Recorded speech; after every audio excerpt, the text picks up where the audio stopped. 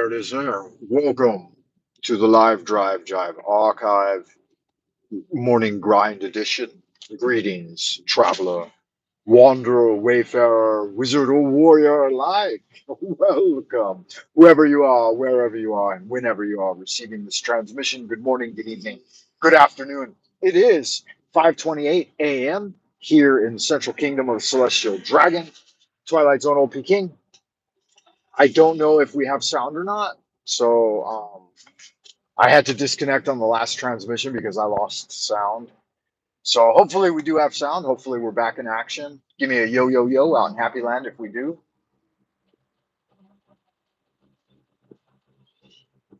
Make sure you get over there and check me out on www.buymeacoffee.com/.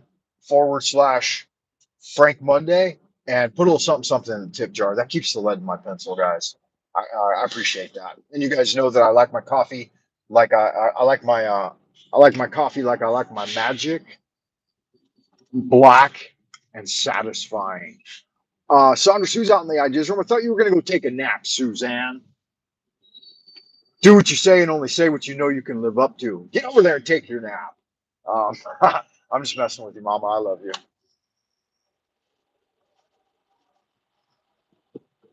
So a moment ago when I was doing the live drive jive archive, I stopped to pay for gas, and when I disconnected my live stream momentarily, it cut off my sound. Oh, okay, so I came back soon enough that I interrupted your intention to go nap. Yeah. Well, don't let me keep you from it. Uh, I was playing with you anyhow. Stick around. We got another 15 minutes before we arrive at the academy. One of the folks out in the ideas room, Frank from Jersey, aka Free Gift from God. Hey, you're back. Good. Is the sound okay now, Frank? Give me a yo if we're back in action. Yo, yo, yo. Come on, Adrian. I love you. Keep your nose to the grindstone, everyone. Roll with the punches. So the Goetia and self-initiation into the Western mystery tradition. Okay, we're good now. Excellent. Um, I have been presented with both questions recently. A beloved brother in the esoteric and occult arts that we like to practice here on the channel, right? Solomonic angelic magic and connecting with God directly, bypassing the intermediary Jesus Cristo, but embracing the idea of the Christ consciousness, which means that you truly have to embody Christ in your heart in order to understand and kind of get it, you know. Otherwise, you're just engaging in modern Christian marketing of an idolatized, idolatized, idolized image, and not the real thing. So embrace that Christ-like consciousness, and you'll be a little closer to the truth than just running around yelling "Jesus saves." But I was commenting as I came back after the last break when I didn't have sound on the idea of the Goetia as a form of internal alchemy and controlling various intelligences and in spirit and spirits within the mental landscape of the human mind. Now, that's only one level of engaging with it. And I know that Grand Wizard Poke Runyon, that's kind of his shtick on the whole thing, is that it's, if we consider the Kabbalion and that the universe is mental and all things are manifesting within the all mind, then you're dialed in with that.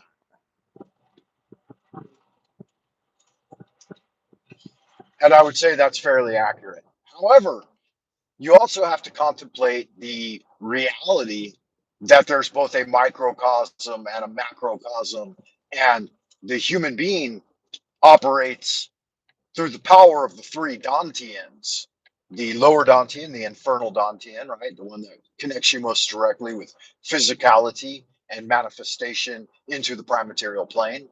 And then the middle Dantian, the heart centered Dantian, where within dwells the Christ consciousness, right? To have Jesus truly in your heart, which means you awaken the central Dantian, the golden palace of the sun. And then so the terrestrial Dantian, and then the upper Dantian, the celestial Dantian, um, where mind can be transmuted into formless spirit, or what in the Eastern tradition we call Wu Ji, or unpolarized energy. So dark matter, essentially. Um, which again, linguistic terms do not directly point at the subtle truth. So, as Lao Tzu said in the Tao Te Ching, as soon as you try to articulate the subtle, wondrous universal law into language, you're missing it, because language is conceptualization and pointing, but you're never going to be able to point at something that is intangible, invisible, and immaterial. Oh, it'll be hard to. But with that said, we're all about the challenge here on the Frank Monday channel, right? So all of the aspirants out there in Happy Land that wander the endless and treacherous pathways of spiritual cultivation know that facing the challenge head on is what it's all about. We may disconnect because I just went through the dark zone, the dead zone, as it were. Did you guys ever see Christopher Walken's Dead Zone? That was a really good movie, a lot of fun. He did a bunch of SNL skits based on his performance in that afterwards that were even more funny, right? Like the one where he grabs the guy's hand, and he could see the future, and grabs your hand, and he says, "See you later in the week," and you've got a hot cup of coffee. You're hailing a cab, and you're taking the cab to work. And when you get out of the cab, you forget your coffee. I can't do it right now. I haven't listened to it in, I don't know, maybe 20 years, but it was pretty funny. And so definitely give old Christopher Walken's The Dead Zone a second chance. If you haven't seen it, give it a first chance. It's a worthwhile um, cinematic production. Good stuff. Yeah, Walken's great. He did a lot of fun stuff on SNL, man. His when the Census Bureau shows up at his door, and I'm not sure if those were actual SNL skits or if those were just like podcast things, because I never saw the videos of them, but I had got a bunch of them somehow on like MP3 back in like the mid 90s, and I ended up listening to them for like a decade. They wound up on a computer somewhere that I had, and I burnt them on the like CD or whatever, and then I put them on my computer here in China, and they would just be on like my Apple iTunes playlist or whatever iTunes playlist, and so it would show up at random points in listening to like Irish tunes and heavy metal and jazz and stuff. Just these random Christopher Walken performances would show up. Like the Census Bureau knocks at the door and they're like, knock, knock, knock. Yes, I'm working with the U.S. Census Bureau today, and I would like to ask you a few questions. So, how many people live here? Oh, I'm really bad with numbers. I don't know, 80. Um, are you sure 80 people live here? And it's so funny, so funny. You have to listen to it. I'm not gonna try to recreate it at 5:30 in the morning when I've arrived at the yard. So we were discussing self-initiation and the Goetia. And I don't believe we actually ever touched on that subject. But I'd like to remind you guys, if it's your first time, don't let it be your last time. Please hit the thumbs up, come back later, and leave a comment on the video. Check me out on www.buymeacoffee.com/Frank Monday. Go over there and put a little something, something in the tip jar, a fiver, a tenner, a 20, a tweener, or a Benjamin. I love the Benjamins best because Benjamin Franklin is one of my all-time favorite historical figures. At least how I learned about him. I don't know. They're always trying to rewrite history these days, and they're like, "Oh, Benjamin Franklin had the bodies of 100 children buried under his Pennsylvania home," and it's like that's not true, man. Come on. Don't fucking try to bullshit me. He was in the Hellfire Club and he was an occultist, worshiping the devil. Um, they once they said that they like covered a monkey in petrol or kerosene or something, and then because there was one of their buddies was trying to summon a demon, and so they got a live monkey out of the zoo or something, and they drenched it in kerosene and lit it on fire. And like at the climax of his demonic ritual, trying to summon a demon, they let this thing into the room and lit it on fire. The guy thought it was a legitimate demon coming straight up out of the pits of hell. Kind of a grotesque story, very barbarous, but they were trying to break him of his interest in summoning demons, and it worked. He was a royal type individual, lots of money. I think they were fleecing him, probably. You never know, but they pulled that prank on him in the Hellfire Club. Kind of a infamous story. Imagine the horror. You find yourself or they probably like made him a fraudulent, um, demonic grimoire. Okay, so self initiation in the tradition of the Golden Dawn is the one that a friend of mine had recently asked me about here in Happy Land. And so there's a book by Chick, I think Chick, Chic, and Tabitha Cicero. Also, Peter J. Carroll talks a lot about ritual and ceremony affecting the subconscious. Do you believe that? Yes, I do. And that's why I was going to talk a little bit about it, because I did self initiation in the Golden Dawn, the Tabitha and Chick Cicero workbook back in the 90s, like right around the time I was in high school, like, last couple of years of high school and then the couple of years into university. I had worked through that book over the course of like 4 or 5 years and did all of the requisite practices for self initiation in the Golden Dawn. At the same time, I got legitimately initiated into two other magical orders. One was Master Nihua Qing's The Universal Society of the Integral Way, and the other was a um, thelemic group that I knew personally that like lived near the university and did a thelemic um, ritual initiation into the Ordo Templi Orientis. So self initiation is good. Here's the thing, I don't know if it'll work the same way for you, but as I started working through the tenets and the coursework for self initiation, I started to meet magically minded people and people who were already in magical orders and could perform initiations. And in tandem with that, I did the ones of the Eastern arts, like with the Universal Society of the Integral Way, and actually worked towards becoming a mentor for teaching Master Ni's system of Qigong and Kung Fu.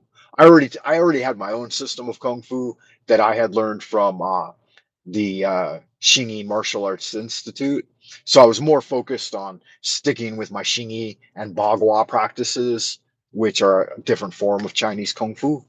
Um, and I wasn't so much interested. I was kind of interested in Master Ni's Cosmic Tour Bagua Zhang, which is really cool. It's a Taoist method of touring the celestial vault by way of practicing by way of practicing Bagua transformations. They're, it's like it's like a martial arts dance around a circle. So very magical.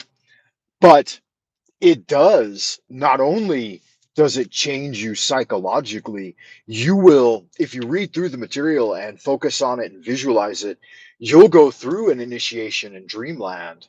Um, you will attend the Invisible College, the Akashic Records, the Library of Alexandria. You'll be able to read a page from the Book of Life that concerns your own spiritual journey directly.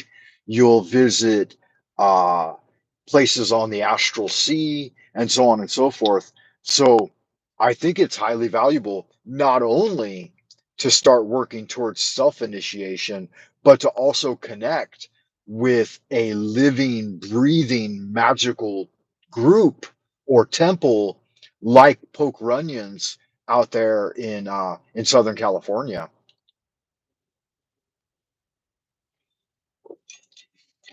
I would like to, in fact, plan a cooperative initiation with my friends here in YouTube land because I went back to the United States to Southern California to be initiated in the Ordo Templi Aristarte. Oh no, Astarte. Yeah, I always say Aristarte because my magical name is Aristeus. Francis Lunas Aristeus. Flava, right? Flay. FLA, Freighter Flay. Um, so I would like to plan for like all of us to get together and meet up in Southern California and go visit and partake in the Adonia ritual that Poke Runyon does at his home, his Wizard's Tower in Southern California, man, LA area, just south of the LA area. So if you guys are interested in that, I'm thinking like 2025 maybe, because next summer I'm going to do other things. I've got projects at home again in Tennessee to visit my mom and do some work on my property there. So yeah, like 2025, if you guys were interested in doing like a week in Southern California, we could all meet up in the LA area, all rent a car, like an SUV. We'll get like 4 or 5 of us together or something. Frank and Jersey, if you're on board, man, all you'll need is a flight ticket. Like I'll even help host. In part, I'll help host it. I mean, like I'll rent the car and pay for gas.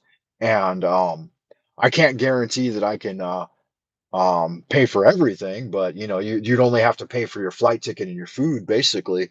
I'll rent the car and drive us all around and drive us out there because I know the area really well. It's not that long from now, man. It's 2023 right now, so it's going to be less than 2 years. And that goes a lot faster than you fucking think. So, in order to make that happen, here's what some of you guys would have to do. You would have to go to Poke Runyon's website, the Church of Hermetic Science, and look up the OTA, Ordo Templi Astarte, and you'll have to pay the $35 fee to join the associate member program. And you can only do that if you live in the United States. So I think Frank and Jersey, you're probably the only person that could do that.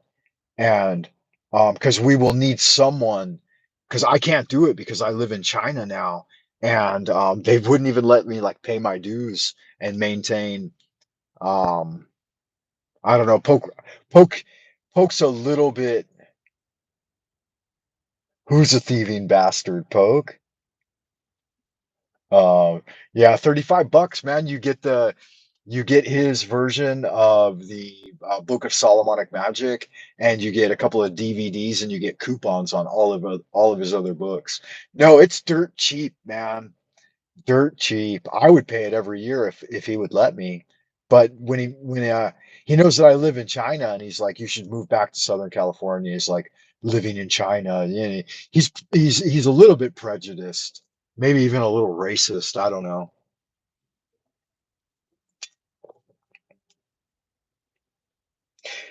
So Frank out in Jersey asks, I had a lot of questions remembering someone said that when you raise consciousness, you can astral travel. Yeah, definitely.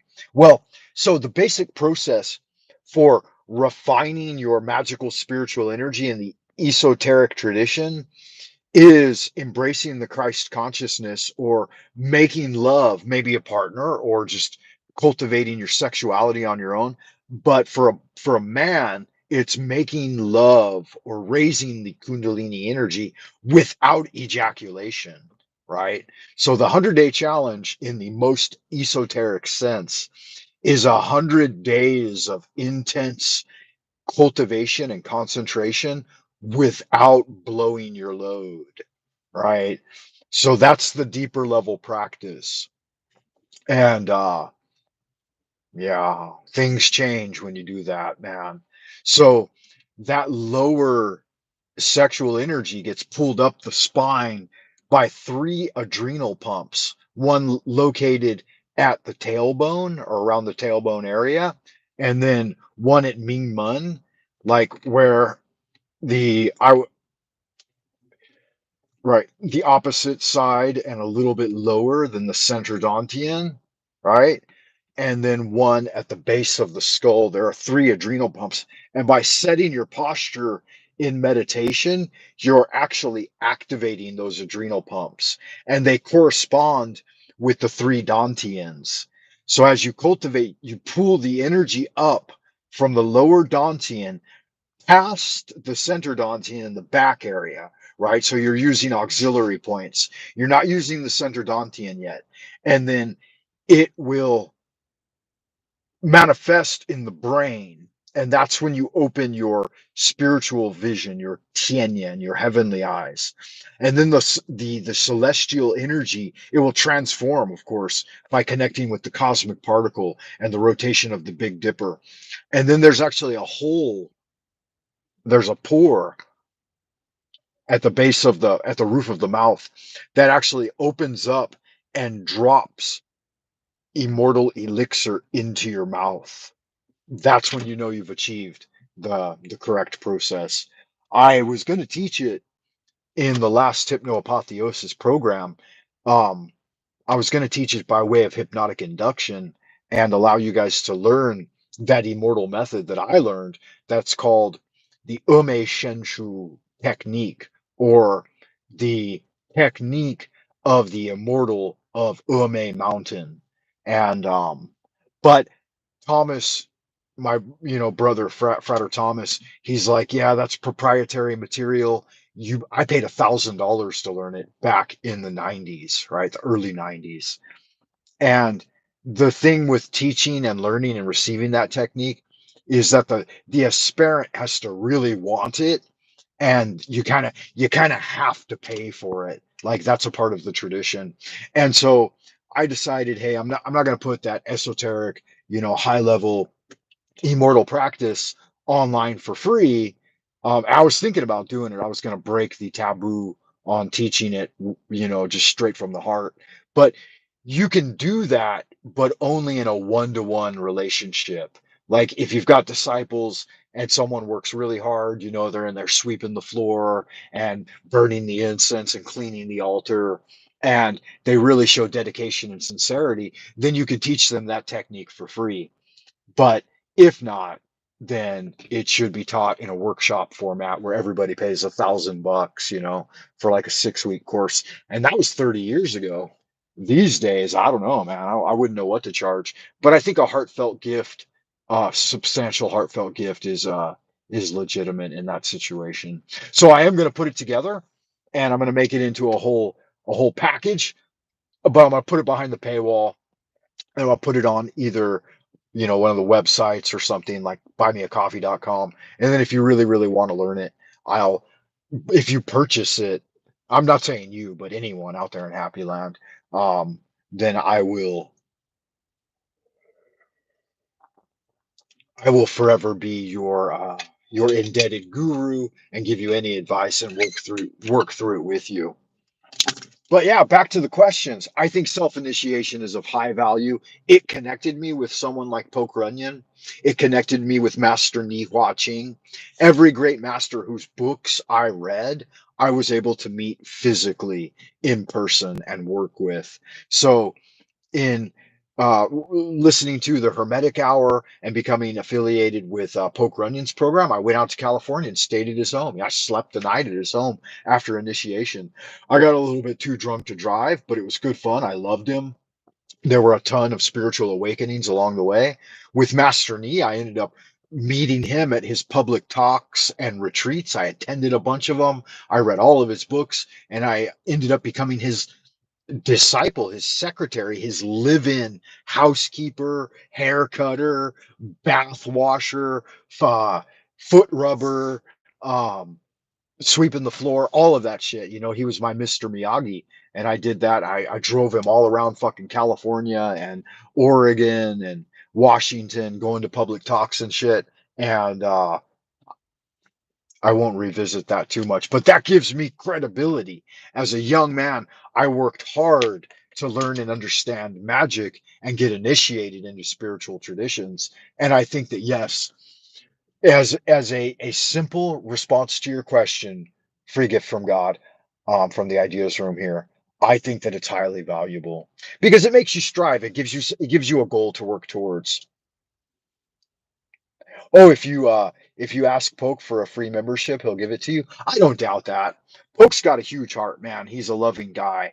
And the 35 bucks you pay for the associate members program is so worth it because it gets you in direct communication via email with him. I started studying esoteric Taoism when I was like 12 or 13 and magic at the same time. But I really dug into the Chinese aspect of talismanic magic and kung fu practice. And it was 17 when I came really got into Master Nee's books and started corresponding with him and telling him that I wanted to hang out, that I wanted to get enlightened. You know, I really wanted to see the magic. And it was 19 when I went to live with him. I was 19, almost 20. I remember I was around the time of my 20th birthday, right after high school. And I had already actually enrolled in college. And then I took a gap year after my first year of university and I went to live with him.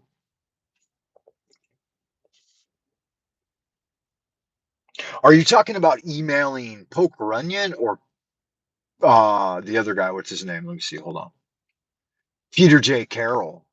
Because if Peter J. Carroll's down for emails too, I don't know. I've tried to correspond with the OTA and the Church of Hermetic Science via email, and they're not real responsive.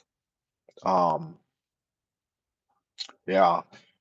When I told Master Nee that I wanted to come live in China so that I could refine my Chinese to a level of fluency, so that I could read the old archaic books and stuff and magical texts directly. Okay, Poke Runyon. Yeah, I'll try again then, because it seems like it takes him a month to respond to an email, and he's never very encouraging when he does. But that's just my personal response.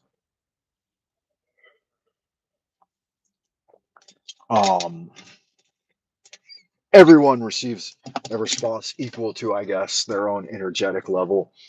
Hey, Miss Mary Moon's here. He answered, good. So, free gift from God, get in connection with Poke Runyon. This is your homework, man.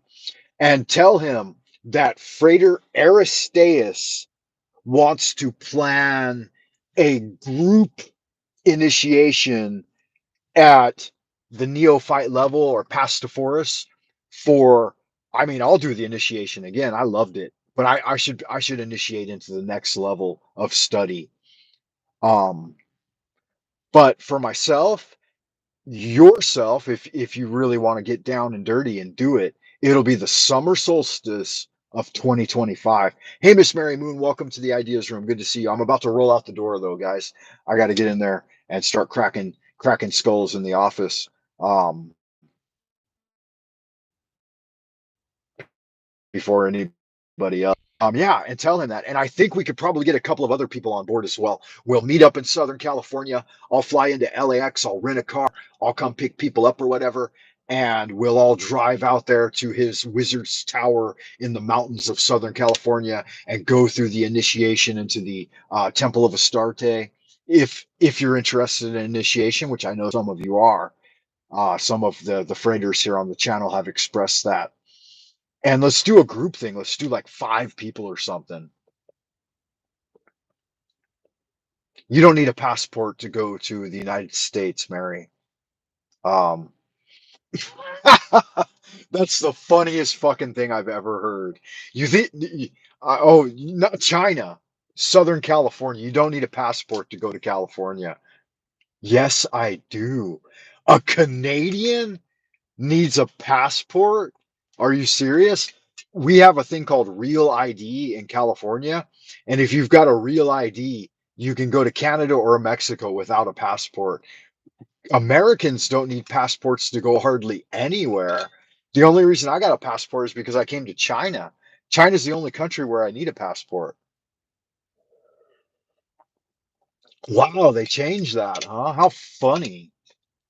Passports aren't cheap either. It seems like my last passport cost me like $150. Good God, what a money-making racket, huh? What fuckers.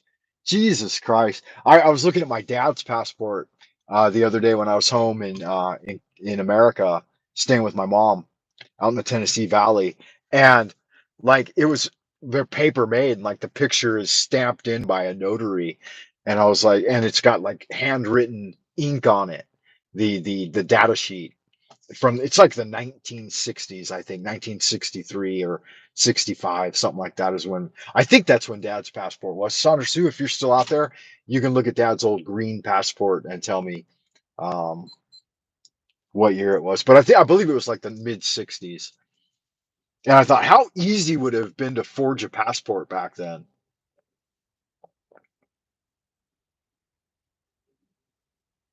Yeah, notarized ID legitimately is supposed to be acceptable ID anywhere, and it's not supposed to have an expiration date on it.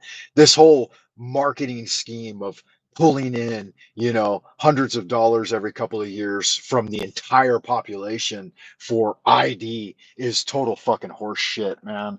But what are you gonna do, Um, if you want to do business with the global elites, then it's just something you got to do.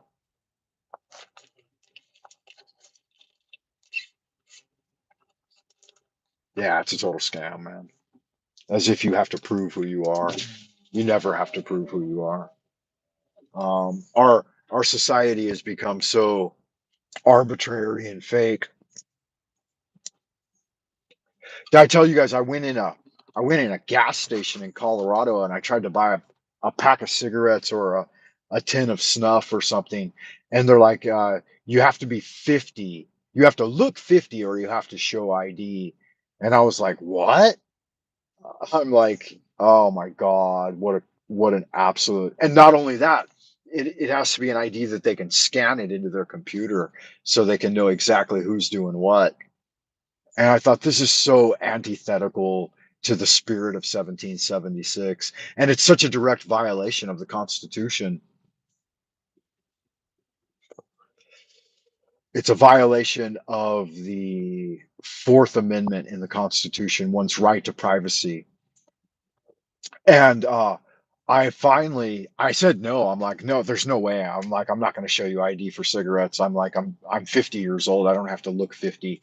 You can go fucking suck a dick. I don't need the cigarettes. Um, so yeah, I went into the hood exactly, and I went into a hoodie type convenience store where run by Arabs or something, and they didn't ask for shit. You buy whatever the fuck you want. They don't care. And I thought, yes, this is the true spirit of America. Here in America, the only people living the true spirit of the American spirit are the immigrants. And all these other assholes are, oh, it's policy. I'm just doing my job. These fucking Karens and Kyles or whatever are no.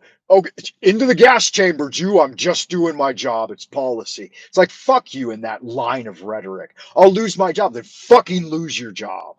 You know. Um, I would have never done that. I worked in a 7-Eleven for like 2 years one time. In high school, I wasn't even old enough, but the guy hired me anyway. I was like 16, 17.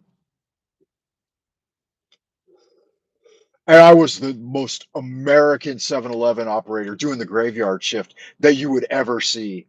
You know, if guys were short on money, I'd pull some old money out of my own fucking pocket and help them pay for it or whatever. If they wanted, papers and we didn't sell them there, I'd pull some out of my pocket, give them some papers or whatever. And the more generous and kind I was to people, the more they reciprocated that. You know, guys would be coming in at 2 a.m. and throwing me joints and stuff and being like, "Yo, what up, Frank?" And you want to do a quick line or something like that. Everybody was so cool, man.